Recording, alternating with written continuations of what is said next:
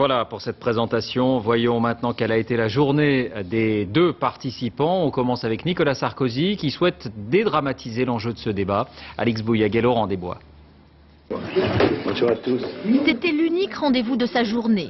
Ce matin, Nicolas Sarkozy était à la radio, une dernière sortie médiatique avant le débat de ce soir. Quitte à vous surprendre, c'est une journée de campagne présidentielle exactement comme les autres. Je savais en étant candidat à l'élection présidentielle qu'il y aurait un débat, que la campagne serait longue. Moi, je pense que chaque moment est décisif, mais je ne suis pas de ceux qui dramatise les enjeux d'un débat à ce point-là. Pour le candidat de l'UMP, ce débat, c'est avant tout un bon moyen pour exposer son projet. Je sais que les Français regardent ce débat avec beaucoup plus de sérénité que certains observateurs. Ils ont une idée de Madame Royal, une idée de moi-même, bien sûr.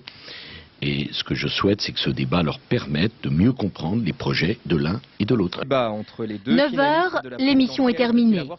Nicolas Sarkozy ne s'attarde pas dans les studios. Le candidat UMP ne repassera pas de la journée à son QG de campagne. Il n'est pas là, il est au calme, il prépare calmement. Il n'est pas là.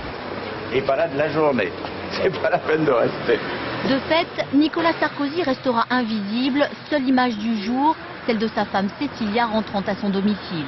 Les collaborateurs du candidat ont réglé les derniers détails. En début d'après-midi, Franck Louvrier, directeur de la communication, et Laurent Soli, directeur adjoint de campagne, sont venus voir le studio. Une dernière fois avant ce soir, selon son entourage, Nicolas Sarkozy devrait arriver vers 20h30.